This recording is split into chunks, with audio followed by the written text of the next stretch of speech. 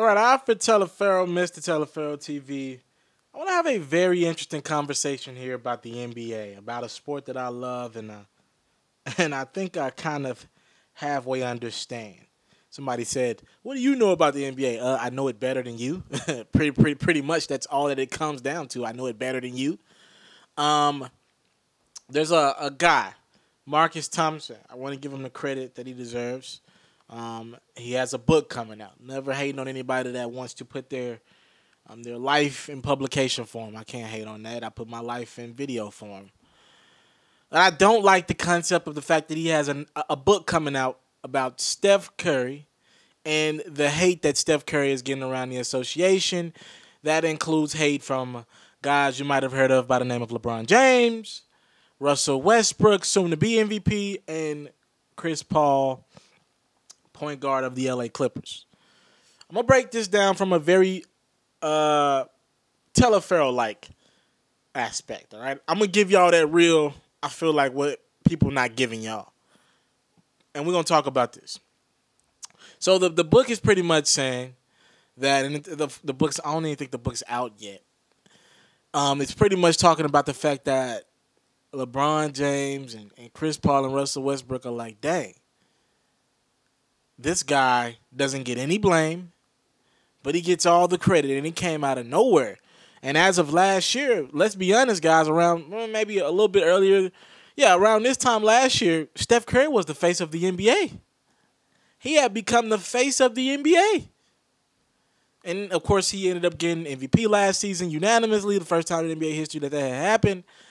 And then LeBron, in many people's eyes, took it back in the NBA Finals when he beat the Cavs the Warriors in 7 games with that big chase down block on Andre Iguodala, which led to Kyrie Irving 3-pointer. And we'll get to Kyrie in a second as well. I want to get to this whole notion of guys hating on Steph Curry and where it stems from. Here's where it stems from. I knew about Steph Curry early on. I'm a big NCAA guy. My loyal subscribers know that. I watched Davidson. I really did back in college a few years ago. More than a few years ago. Curry's like damn near 30 now. So I watched Davidson. Tough, especially in the tournament. I watched their miraculous run. And the thing with Steph is the guy can shoot the lights out, but coming into the NBA his first couple of seasons, I don't even know if a lot of people remember this. Steph was injury prone. He couldn't stay on the court. He played like 40-some-odd games his first couple seasons? Each season? He couldn't stay on the court. So, yes, Steph Curry's talent was there to be a starting point guard in the NBA. He could shoot the rock, but nothing like what he is now. Maybe give you 20 points a game on a great night. Maybe get you 3 3-pointers, 4 3-pointers, which is great because he can space the court. And then maybe get you 5 assists. That's a starting point guard. A good starting point guard in the NBA right now. Not great, but it's good. But over the last 3 to 4 years, Draymond Green and of course Klay Thompson and company, and Steve Kerr, they have really switched things up in Golden State. Under Mark Jackson, I'm going to be honest, I love Mark Jackson. I pray that this brother gets another opportunity at coaching, another good opportunity. He didn't bring the best out of Steph Curry like Steve Kerr. Steve Kerr is putting his brother in positions to be an all-time player. And with that being said, it's going to rub people the wrong way because he never got that blame. Because he was never supposed to be this. You can criticize a guy like Andrew Wiggins or Ben Simmons early on because they had so many high expectations going in. Steph Curry came out of nowhere with this. Despite what he did at Davidson, nobody expected this at the next level because he's too skinny. He's too little to be that dominant, and he doesn't get to the basket at will. He's a 3-point shooter.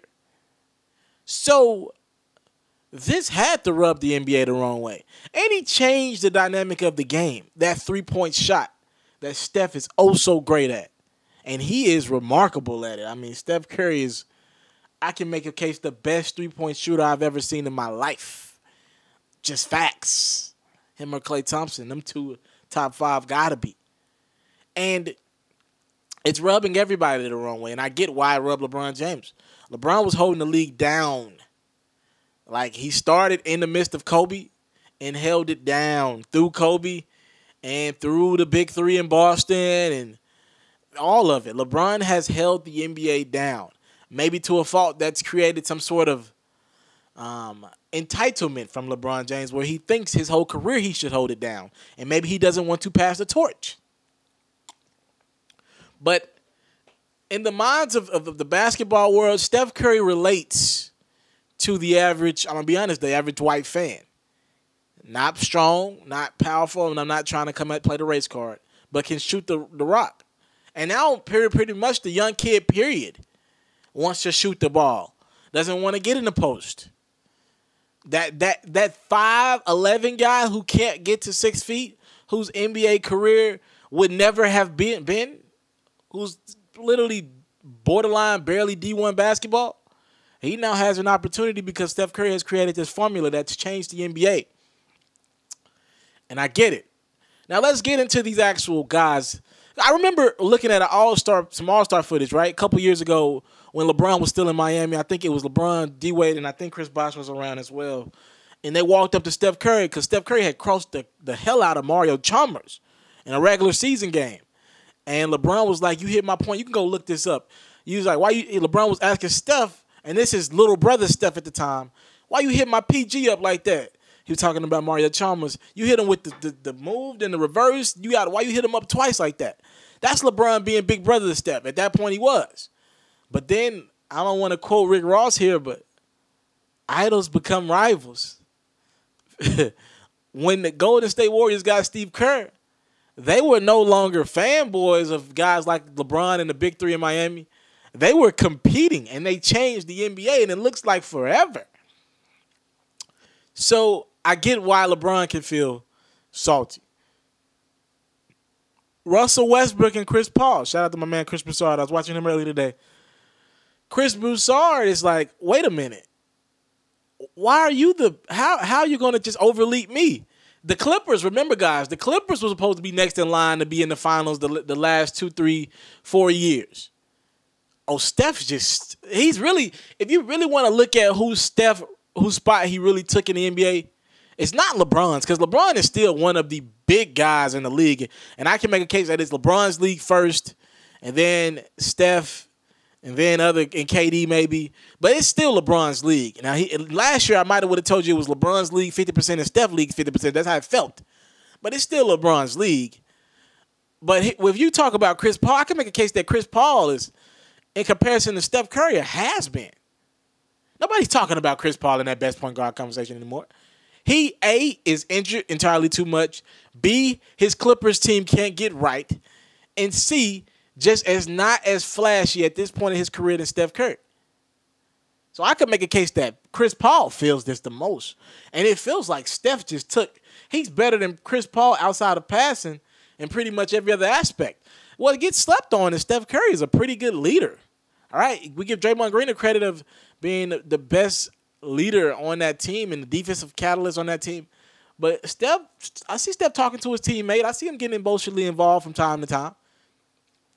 So I'm looking at this team and I'm like, the Clippers are nowhere near where the Warriors have gotten, and they took their spot. So I understand the frustration because Chris Paul is still guarding Steph Curry. Let me break this down to you guys the best of my abilities. Klay Thompson is an X factor more than you might know. Let me break that down to you. Because Klay Thompson's so good on offense, and he's 6'7". Chris Paul can't go guard Klay Thompson. But Klay Thompson is such a good defender. He can go guard your 6-foot point guard. So what does that leave Steph Curry? He's free if your 2 guard is a shooter, which is what the Clippers have. J.J. Redick is a shooter. You know what I'm saying? You can hide Steph Curry. All these teams that have guys that are shooters, knockdown shooters, not guys that really going to get to the rim like an Avery Bradley who's a knockdown shooter and a good defender, you can hide Steph on him. And let Klay deal with the Isaiah Thomases of the world, the Chris Pauls of the world, the Russell Westbrooks of the world. So we're hiding Steph, and Chris Paul's getting embarrassed year in and year out on the defensive side of the ball. Steph Curry's crossing the hell out of him. Steph Curry has a whole highlight tape on Chris Paul crossing him up.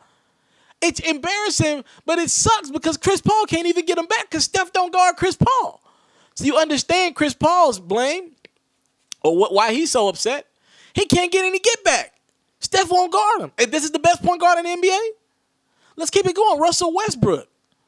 Oh, you definitely don't want to put Steph Curry on Russell Westbrook. He'll attack the rim every damn time. Steph doesn't have the speed to stay in front of Russell Westbrook or the strength to stay in front of Russell Westbrook. That's done. We might as well don't even have that conversation. Russell can get in the post on that young boy. Russell can do a lot of things to Steph. There's nothing to do. Nothing Steph can do. But Steph can get him on offense, though, with that crossover and that three-point shot. He can go at Russ. And Russ is like, this is y'all all-star game starting point guard? He can't guard me. I can guard him. Now, there are nights that he can get the best of me, but I can guard Steph Curry is what Russell Westbrook's saying. Steph can't guard me at all. And this is your best point guard? I'm the one averaging a triple-double? I'm the one leading the team. If you put Steph Curry on this team, I doubt where Russell Westbrook has that OKC thumb in the team. Just being honest. And Steph is tremendous. But that team is fit for Russell Westbrook to take 50 shots a night. And Russell's like, what the hell? And let's take it a step further. Kyrie Irving. Oh, don't even get me started on Kyrie Irving. Because Kyrie Irving is somebody who's really good, and I look at him as a guy that steps up in big moments and sometimes slack on me when they're playing the bottom feeders of the NBA, and I don't like that a lot of nights because LeBron's carrying too much weight. But in the NBA Finals, all right, 2 years ago, Kyrie Irving got injured in Game 1. Remember, the Cavs won that Game 1. And did they win that Game 1? Kyrie got injured in Game 1 in that Game 1 a couple years ago in the NBA Finals in Golden State. And Kyrie was killing Steph Curry that game. Do y'all remember that? Well, keep it moving. In the finals last year, Kyrie tore Steph Curry's behind up to the point that he made the game-winning shot to win his team a championship over Steph Curry. So Kyrie's like, how is he a better point guard than me? When we meet, I beat him. And I can make a case that in the finals, 2 years ago, I would have won a ring then, and I definitely outplayed him in the finals last year. Steph ain't showed up in the finals the last 2 seasons. So Kyrie's like, how is he the best point guard? All these guys have valuable cases. And also, let me go ahead and finish it with the book again. I don't know if I agree with the idea of a book being wrote about guys. I don't know how involved Steph or any of these guys was in the book, and I don't know how reliable these sources are. I trust Marcus. He's been an NBA reporter for a lot of years, covering Golden State for a lot of years. I don't think he'll come up with no BS, but again, I don't know if the players actually have sourced this, so I don't know if how strong this could even be, and I don't like the notion of doing this. Talk about yourself and your experiences. I don't really like that. Shout out to Brian Windhorst, a guy that I've worked with at ESPN a couple times. He's writing a book on LeBron James right now, leaving Miami and going back to Cleveland. I don't know how I like this going forward, but these guys are dedicated to writing, and they've dedicated their lives to it. Brian Windhorst literally has made his career off LeBron James. His whole life has been dedicated to LeBron James. Seriously, I'm not even joking. His whole life is literally made off LeBron James. Shout out to Marcus Thompson in the book. Hope it does well. What do you guys think about this? Do you believe there's some hatred from the NBA players and hating on Steph Curry? What do you think Steph Curry stands like the point guards like right now? What do you think he is? Give me your top 5 point guards. Top five. Tell me where Steph is. And what do you think about Steph Curry not playing defense? Does LeBron have a valuable case? Just talk to me. I like conversations like this, and I'll be in the comment section responding. It's MrT.com. Where else can you get content like this? Who breaking stuff down to you like this? I'll wait for a response. Alfred Teleferro, Miss Teleferro TV. If you rock with me, comment that April 15th.